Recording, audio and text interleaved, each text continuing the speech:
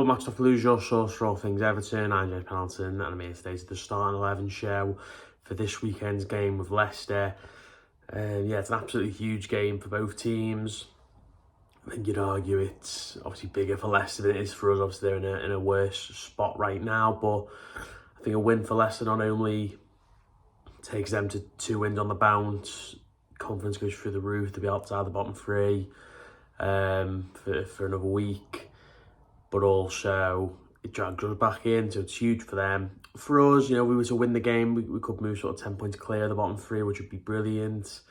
Obviously, we've seen all season, once you start to get a gap, then you can really pull away. West Ham did, Palace did, and then when you're seeing teams like United and Spurs ahead of you, ultimately, and I know football's very strange, but ultimately they're not going to get relegated, are they? So you start to get trapped a little bit. So as soon as you start pulling away, and that's why it's so important getting wins. Draws are good, depending on the game and how it's gone. If you're away at Arsenal, home to Chelsea, they're good draws. If you're home to Brentford, they've had 10 players. If it's away to a pretty poor West Ham side, then they're not as good.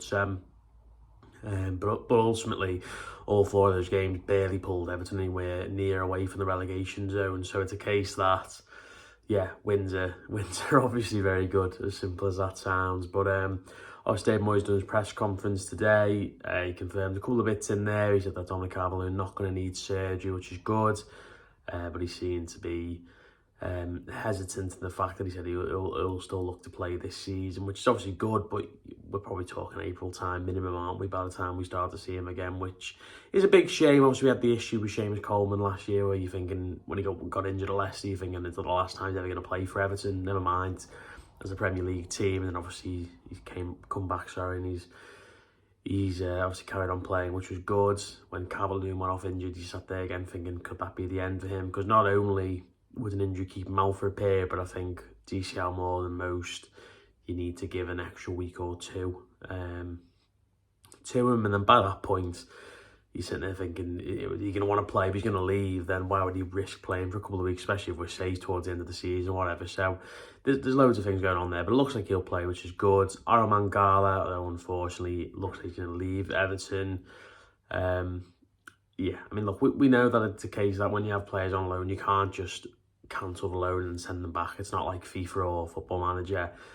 I think actually in the latter is a thing where you can click a button that says able to recall from loan, or the other team can call them back or whatever if he's doing well, or if he's not playing, or all these things. But is it in Leon's best interest to get him back? A player who's out on loan, they want to get money for him. He's one of the sellable assets they've got, and they obviously need money, as we know.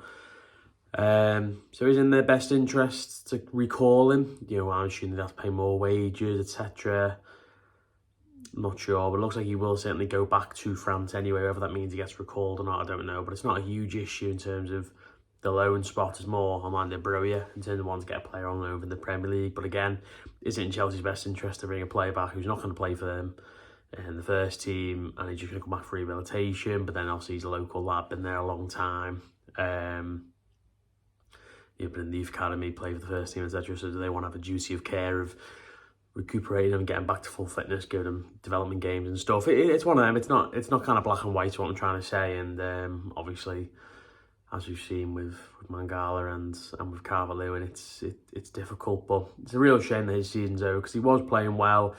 I'm kind of the opinion that I think he's a good player. I think he's solid, and I would buy him if Leon would take 10, 15 million for him or whatever. But I don't want to kind of hype him up, overrate him a bit too much, because we had this issue of Andre Gomez a few years ago where he came in, did well on loan, but I also had a little thing where I thought, well, he's done well, but I'm not quite convinced he's like top level. I think people were getting a bit ahead of themselves, and then he came in, did okay, got injured, and then he was never the same after that. I know the injury played a big part, but I think there's been a lot of high praise for Mangala this week. A lot of it justified. I think it was just tipping over a little bit. James Garner's a good player. He'll come back in, play that role, I'm sure. Easy to forget he was in our best team last season, and towards the end of the campaign, him and Idrissa Gueye had a great partnership. So what I'm saying is I don't think the drop-off from Mangala to Garner is as big as Calvert-Lewin to Beto, which I think is a pretty seismic drop, to be honest. Either way, we know for a fact there's not going to be any new players playing tomorrow. It certainly doesn't look that way anyway. And obviously we've got to make do with what we got, so I imagine he'll be Jordan Pickford in goal, obviously, Jake O'Brien, Tarkowski, Branthwaite, Michaelenko. I think that back five picks itself.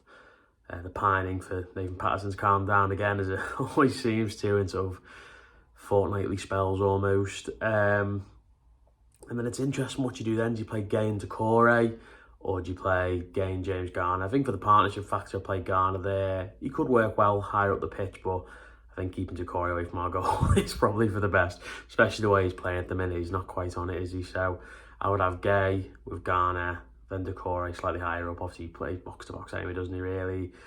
Lindstrom on the right, and Dyer on the left, and then Beto up front.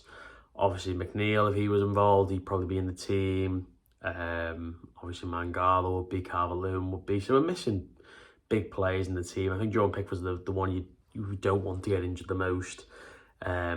Then probably Branthwaite, Calvert-Lewin and Dyer, they're all probably in the same thing. Just Gay's in there as well. I mean, I'd say the level below that is probably Mangala, players like Michaelenko, who Lindstrom, players who can have good games, but just more the fact that we haven't got those players to replace them is the bigger issue. So I imagine that'll be the team, and that'll probably be the team going forward. He did mention that Tim Irabunam will be on the bench. He actually seemed a bit reticent, to be honest with you, to say that he's going to be involved, because it seems like it just needs must. I think actually if we had more players available, he probably wouldn't be on the bench, and it would be a case of giving him another week just to rest up, because he's not been in the squad for ages.